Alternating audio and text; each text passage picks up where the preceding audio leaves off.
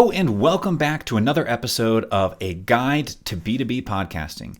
In today's episode, we're going to be talking about how to grow your podcast through trade publication syndication. So your first question is probably, what is trade publication syndication? Well, we're going to dive into that, but in short, it is a way to get your podcast in front of the very specific B2B buyers that you're looking for your business. And that is a very important thing because one of the biggest challenges with growing a B2B podcast is that many of the B2C marketing tactics that grow podcasts are simply not effective for B2B because you don't just need more downloads. You need the right listeners. You would value more by having 50 of your best buyers listen to your podcast than 5,000 of the general public. And that is the unique challenge that B2B shows have, is it's not just about more. It's about getting the right people listening. And so in this episode, we're going to talk through some of the things that we've seen people do in terms of missteps, in terms of how to get more downloads. And then we're going to specifically talk into trade publication as a growth. And I'm going to tease another future episode where we go into some other ad campaign growth tactics as well. But with that being said, let's go ahead and dive in.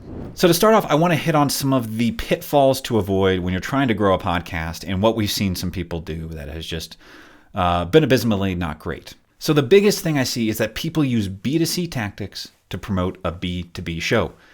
Example number one, Spotify ads.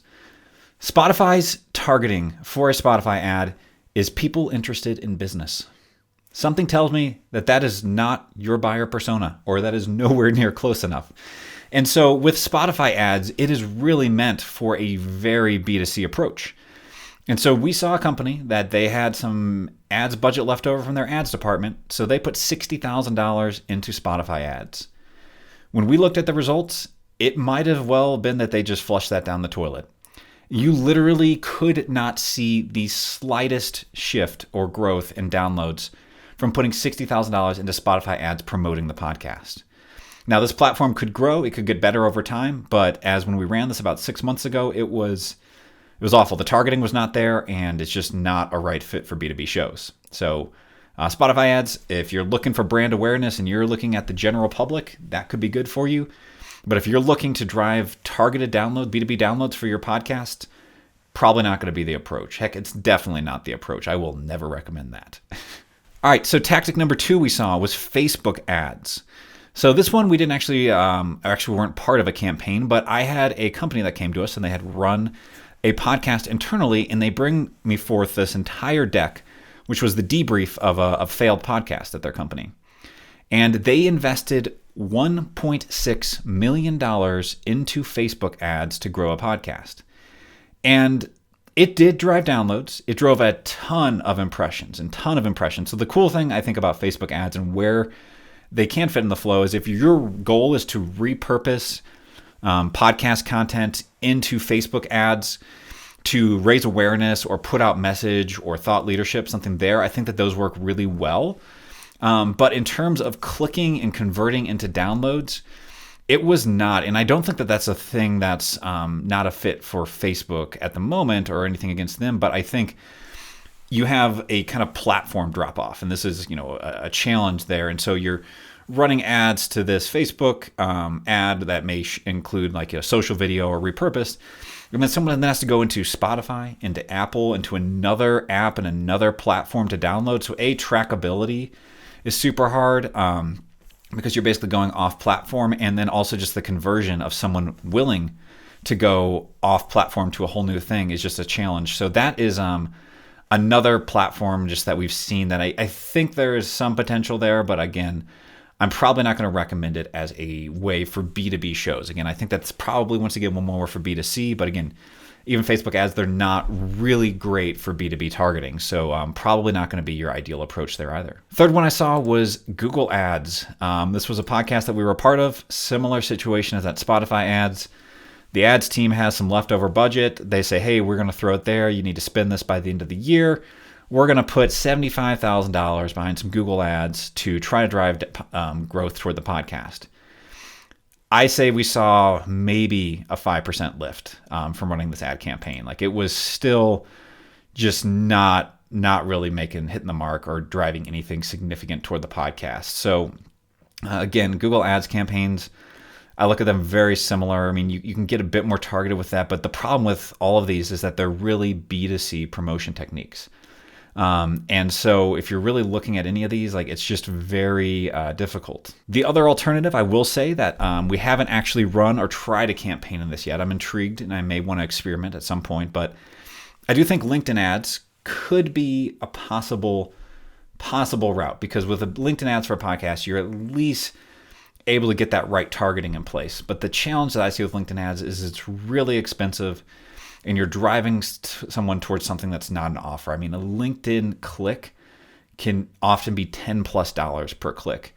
And so if you're doing that to drive someone to a podcast, that's a pretty expensive audience growth approach. So that is something that I'll admit we have not run yet. We're looking at and trying to experiment with. But again, my gut with that is it's going to be a very expensive route as a way to just try to get people toward content that's not even something very far down the funnel. So LinkedIn ads, probably something we'll explore. I'll report back when I do more of that in the future, but at the moment, it's just we have not ventured that way yet. So I just shared a bunch of podcast growth ways to spend your dollars that don't work. And so what is the solution, or what are the solutions that actually do work, and where can you invest your promotion budget for your podcast to actually make a difference? So there's two that we're going to quickly cover, and then in this episode, we're going to dive deep into trade publication syndication. So the first one before that is that we do have an ads network that is specifically targeted toward driving downloads. It's based off contextual advertising, which means that you can basically target articles on the internet that have the keywords related to your industry and have your podcasts appear on those articles as ads, and someone can listen to it directly in the ad. So that is one channel that we have been working quite well with, and there's a lot more that is being built around that right now. So there is an ad growth channel, but again, I still say this is not as targeted as trade publication syndications. Your contextual advertising is good. If you want KPIs and you still want to kind of hit general, I think the ads network will hit you to your KPIs. But if you really want business results, if you really want to make sure that this podcast is going to drive revenue, then we're going to dive into trade publication syndication. So if you want more information on the ads network, I'll be doing an episode on that in the future. And also reach out to hello@contentallies.com, and we can talk to you more about specifically how we can put your ads money towards specifically driving downloads with a pretty targeted audience using contextual advertising. All right, now to the meat and potatoes of the episode, what you've been waiting for, trade publication syndication, and why I believe this is probably one of the best places to put your B2B podcast promotion dollars if you want to really get the strongest business value out of this. So to explain what this is, I'm going to show you an example here. If you go to the website advertisingweek.com, Advertising Week is a trade publication. They are one of the biggest trade publications in the marketing and advertising and media space. But if you go to their podcast tab on the website, you're going to see that Advertising Week has 12 podcasts that they're publishing. And what is interesting is that if you actually really look at this a little bit more closely, what you'll see is Advertising Week has some of their own podcasts, but there's also a podcast from Advertising Week and Edelman, a podcast from Advertising Week and Veritonic, a podcast from Advertising Week and Triple Lift. And you'll start to see a bunch of these shows that almost half of their shows are partnerships with companies. And so instead of Advertising Week going out there and saying, hey, we need to just create tons and tons of content, they go to these companies, or these companies come to them, and they structure a partnership. Where now Veritonic, or say Triple Lift, one of these companies, produces a show and syndicates and distributes it through advertisingweek.com. And so this is the core idea, because now, say like Edelman there, they want to get to Advertising Week's audience. They're now co-presenting a show. This is not just paying for a newsletter or paying for a webinar. They are consistently building a media property with Advertising Week. So it's a really tight partnership, and you are getting, and Edelman is getting that content out to Advertising Week's audience, which is absolutely huge, and just getting them right in front of that target audience. So this is kind of the model. It's find the trade publication in your industry, and then partner your show with them and co-present it and distribute it out through their newsletters, through their website, through all of the promotion mechanisms that trade publication has, and turn this into a media partnership with them. So let's talk through an example of how this could work in another industry. And I'm just going to make some names up of things here as well. But let's just say you have a finance product and your target is enterprise, CFOs or mid-market CFOs, and you want to get in front of them. Well, what you would do is you would go to CFO.com or CFOtoday.com, any of these sites. Those are not, I don't know if those are actually even all real. I'm sure something exists there. But you would go to those major publications in the finance space. And you would say, hey, CFO.com, we would love to present a podcast with you. We've got this idea. It's called the CFO's, the CFO podcast. And we're going to bring forth all this great content, and we want to co-present this with you. Now, what will typically happen in these situations is that these companies, CFO.com in that case, is going to come back to you and they're going to say, that's great. We would love to this as well. We always love more content. We're a trade publication. Our business is creating content, creating events, putting information out there. And so we would love this, but we're going to charge you money to basically to syndicate your podcast through our show, our network. And so this is where it always gets custom. Every single one of these is different, depending on their audience, depending on their industry. You're going to enter into some level of custom deal there. This is not something you buy off the shelf. It's not as easy as turning on Facebook ads and running up a campaign. You have to go talk to some people, go through a sales process, and you're really trying to structure a mutually beneficial partnership. But one of the things I always say to people is, say you reach out to Advertising Week and you want to do this partnership with them. What you do is you go to them and you say, hey, okay, we want to do this. They come back to you and they say, hey, great, that's awesome. It's going to cost $25,000 a month to do this partnership with us, whatever that could be. It could be $5,000, could be $25,000, could be $50,000, whatever that is. But you come to them and you say, hey, that's great, but we're going to be co-presenting this show, and we're already investing $10,000 a month into producing the show. So we'd like to credit that against what we're paying you.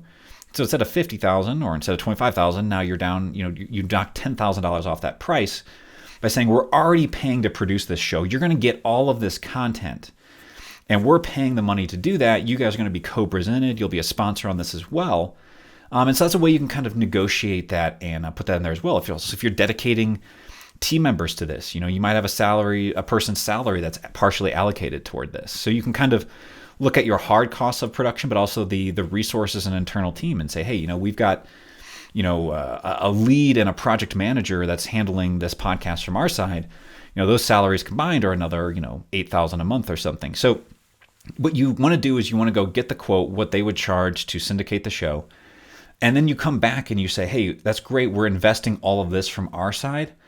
So we would love to figure out a way to make this work. And what you're looking for here is a partnership. You're not trying to haggle or anything like that, or you're wanting something where they're going to be promoting you. It's going to be an exciting thing, and that this honestly can grow into bigger things. I mean, getting your content syndicated through their trade publication, pushing this out to their audiences through their newsletters is awesome. But I mean, this can grow to podcasting from one of their events or their annual conference. This can grow into just all sorts of different ways that you can collaborate or start cross-promoting or other shows with them. There's a lot of really interesting things that can happen in this space, and it's really custom, it's really bespoke. But the goal is go to a trade publication and create a partnership. And that is kind of the key pieces, because that trade publication has your exact target audience. It's going to be way tighter, way more focused than Spotify ads, Facebook ads, Google ads.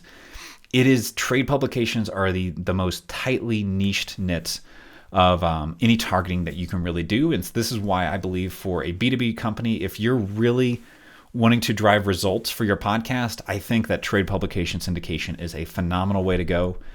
It does take work. That is, I'll tell you, one of the downsides of this is every one of these deals is custom. There is no off the shelf. People have asked, well, what does this cost? I've known people who were just happy. I've talked to some smaller trade publications that were like, yeah, you can do that. We don't have the budget to do a podcast, but if we can just co-present it, then yeah, you're happy to syndicate it through us. And so we've had it literally be almost earned media, where they just wanted to have a shout out at the beginning and look like the podcast was co-presented. And we've had other people where they quoted $50,000 a month. So it all depends on the industry, the size of the audience, but every deal's custom. It's definitely not as easy, it's not as quick as running a Spotify ads thing. This is going to be an initiative and a relationship that you have to build and ultimately manage and try to drive value out of.